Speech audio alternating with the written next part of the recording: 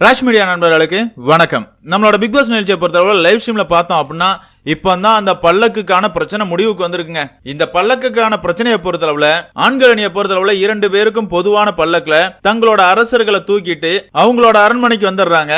அதுக்கப்புறமா உங்களுக்கு பல்லக்கு வேணும்னா நாங்க சொல்றதை கேட்டுட்டு அதுக்கப்புறமா பல்லக்கு எடுத்துட்டு போங்க, அதாவது ஒரு டாஸ்க் மாதிரி கொடுப்போம், அதை பண்ணிட்டு நீங்க பல்லக்கு எடுத்துட்டு போங்க அப்படிங்கிற மாதிரி ஒரு விதிமுறையை தளபதியா இருக்கிற தீபக் சொல்றாரு. ஆனா மஞ்சரியை பொறுத்தளவுல அதெல்லாம் பண்ண முடியாது, பல்லக்கு பொதுவானது, எங்களுக்கு தந்தே ஆகணும் அப்படிங்கிற மாதிரி அடம் பிடிக்கிறாங்க. உண்மையாவே இந்த மஞ்சரியை பொறுத்தளவுல இவ்வளோ ஆணவம்லாம் ஆகாதுங்க.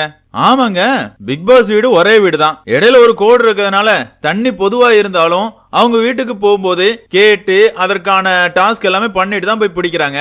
அப்படி இருக்கும்போது இது ஒரு விளையாட்டை சுவாரஸ்யமாக்குறதுக்காக ஆண்கள் அணியினர் செஞ்ச வேலை, இதை நாங்க பண்ணவே முடியாது அப்படிங்கிற மாதிரி மக்களை தூண்டி விட்டு அதை கலவரமா மாத்துறாங்க. அந்த நேரத்துல ரூல் பிரேக் பண்ணி சத்யா, ஜாக்லின், சௌந்தர்யா, மஞ்சரி, வர்ஷினி இந்த 5 பேருமே ஆண்கள் வீட்டுக்குள்ள போறாங்க. உடனே ஆண்களுக்கு செம காண்டாயிருது. எப்பா இந்த 5 பேரும் மன்னிப்பு கேட்டாதான் நாங்க பல்லக்க திரும்ப தருவோம், பொதுவுல வைப்போம் அப்படி மாதிரி சொல்லிடுறாங்க. இருந்தாலும் மஞ்சரியை பொறுத்தளவுல நம்ம பண்ணதும் தப்பு தான், நம்மளையும் மன்னிப்பு கேட்க வச்சிருவானுங்க அப்படிங்கறதுக்காக தான் இவ்வளோ திருட்டுத்தனமான தில்லாலங்கடி வேலையும் மஞ்சரி பண்ணிருக்கா. இன்னைக்கு அதையே ஒத்துக்கிறாங்க. இந்த பிரச்சனை அதிகமாயிட்டே போகுது. அதுக்கப்புறமா ஆண்கள் அணியில இருந்து மாற்ற முத்துக்குமாரனா இருக்கட்டும், ரஞ்சிதா இருக்கட்டும், ஆனந்தியா இருக்கட்டும், இவங்க எல்லாருக்குமே பனிஷ்மெண்ட் கொடுக்குறாங்க. கோட்டை கடந்து வந்துட்டீங்க, 1/2 மணி நேரம் நாங்க உங்களை சிறை பிடிக்கிறோம் அப்படிங்கிற மாதிரி 1/2 மணி நேரம் உட்கார வைக்கிறாங்க. அந்த சிறை தண்டனை முடிஞ்சு முத்துக்குமாரன் வந்து ஆண்கள் வீட்டுக்கே வர்றாரு. அதுக்கப்புறமாவும் பேச்சுவார்த்தைகள் போகுது. அந்த இடத்துல ஆண்களை பொறுத்தளவுல மன்னிப்பு கேட்டா மட்டும் போதும் அப்படிங்கிற மாதிரி தான் சொல்லிட்டு இருக்காங்க. இருந்தாலும் மஞ்சரியை பொறுத்தளவுல நாங்க மன்னிப்பு கேட்க முடியாது, நாங்க வந்து சிறை கைதிகளா ரஞ்சித், ஆனந்தி இந்த 2 பேரையுமே பிடிச்சு வச்சிருக்கோம், இவங்களை நான் உங்களுக்கு அனுப்பணும் அப்படின்னா நீங்க பல்லக்க விட்டு தரணும் அப்படிங்கிற மாதிரி இந்த அம்மா பிரச்சனையை பெருசுபடுத்திக்கிட்டே போகுது. அதுக்கப்புறமா தாய் கிழவி பவித்ராவை பொறுத்தளவுல தளபதி நீங்க பேச வேண்டாம், மக்களுக்குள்ள பேசி முடிவெடுக்கட்டும் அப்படிங்கிற மாதிரி மக்களை உள்ள விட்டுறாங்க. மக்களா இருக்கிற ஜாக்லினை பொறுத்தளவுல எப்படி பேசுவாங்க? ஜாக்லினுக்கு தலையும் தெரியாது, வாழும் புரியாது. ஆமாங்க, நடந்த பிரச்சனை எல்லாமே அவங்களோட தளபதியால அப்படிங்கறது கூட தெரியாம ஒரு பல்லக்குக்காக இவ்வளவு நேரம் எங்களை காக்க வைப்பீங்களா? உங்ககிட்ட நாங்க மன்னிப்பு கேட்கணுமா? மன்னிப்பு கேட்டு எப்பவுமே உங்க காலில் விழணுமா அப்படிங்கிற மாதிரி எல்லாம் ஓவரா டைலாக் அடிச்சுக்கிட்டு இருக்குது. என்னமா நாங்க 24/7 பாத்துக்கிட்டு இருக்கோம்.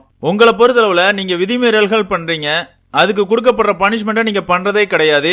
அதே நேரத்துல ஆண்களுமே விதிமீறல் பண்றாங்க, ஆனா நீங்க கொடுக்குற பனிஷ்மெண்ட்டை முழுசா பண்ணி முடிக்கிறாங்க. தப்பு பண்றதுக்கெல்லாம் இனிக்குது, ஆனா தண்டனையை மட்டும் ஏத்துக்கிட மாட்டோம்னா என்ன அர்த்தம்? நமக்கு புரியவே இல்லைங்க.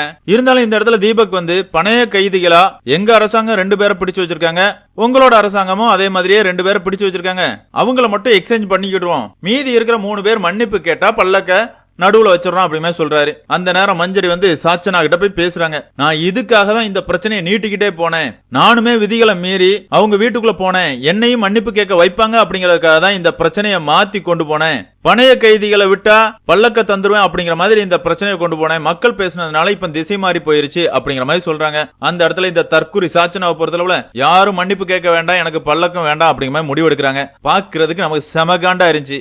என்ன கருமண்டா இது? ஒரு டாஸ்க உருப்படியா செய்யறதுக்கு வக்கில்ல.